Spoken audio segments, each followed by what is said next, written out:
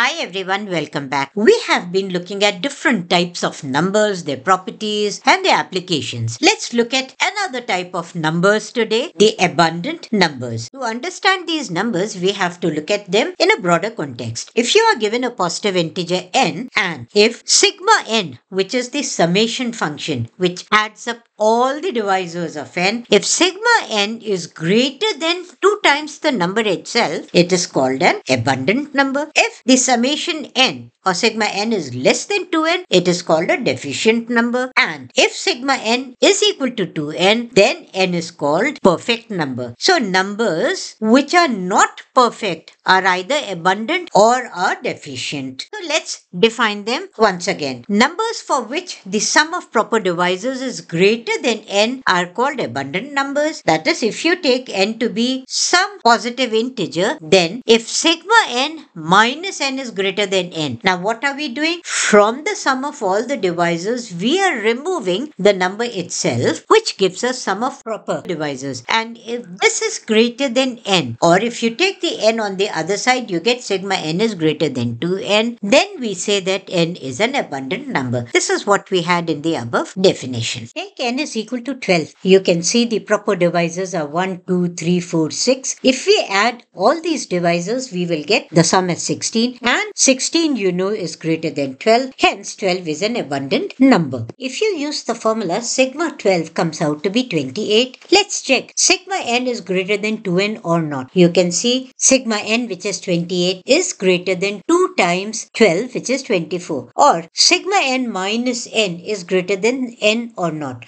So here you can see 28 minus 12 is 16, which is greater than 12. Another thing, sigma n minus 2n is known as the abundance. That is, this is something which is extra. So here you can see 28 minus 24 is 4, and that's called the abundance. Some of the abundant numbers are 12, 18, 20, 24, 30, 36. If you go up to 100, and 100 itself is an abundant number. There are 21 of them which are all even, and the first odd abundant number is 945. 945 is an odd number. If you take the summation of 945, you will get 1920, and you can see that the sum of the proper divisors is 1920 minus 945, which is 975, and that is greater than n, which is 945 itself. So this is the first odd abundant number. So how did these numbers come into being? It all started with the Greeks. It is said that they made analogies of abundant numbers with animals having more than 5 fingers on one hand. Even the Pythagoreans studied these numbers. Nicomachus, a Greek mathematician, in his Inductio Arithmetica, was the first one to classify them. He described animals with too many limbs by numbers called abundant numbers. Let's look at some facts about abundant numbers. There are infinitely many abundant numbers. There are infinitely many odd abundant numbers. Until 1509,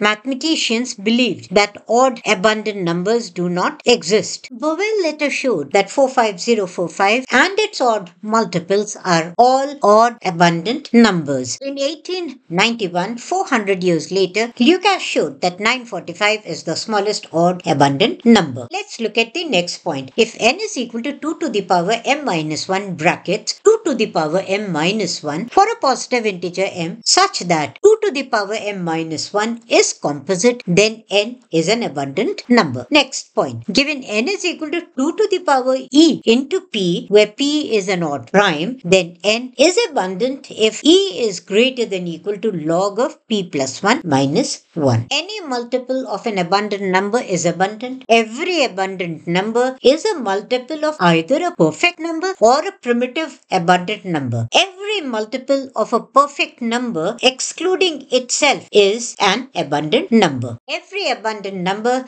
can be written as a product of distinct prime powers with a unique factorization, and that's why they are always composite. Odd abundant numbers are a multiple of 3. Every even integer greater than 46 can be written as a sum of abundant numbers. And lastly, every integer greater than 20161 is a sum of abundant numbers. Now these abundant numbers are of different types. The first one is primitive abundant number. We had just mentioned above this type of abundant number. An abundant number where all its divisors are deficient, or any abundant number which is not the multiple of an abundant number or a perfect number is called a primitive abundant number. Examples: 20, 70, 88, 104, they are all primitive abundant numbers. If you factorize them, look at the divisors, all its divisors will be deficient numbers. So then what are non-primitive abundant numbers? Numbers which have at least one abundant proper divisor are called non-primitive abundant numbers. For example, 24, 36, etc. Coming to highly abundant numbers. Any abundant number whose abundance is greater than a lower number is called highly abundant, which means if we take some integer m which is less than n and sigma of n is greater than sigma of m, then we say such a number is highly abundant number. For example, 2, 3, 4, 6, 8, etc. are all highly abundant.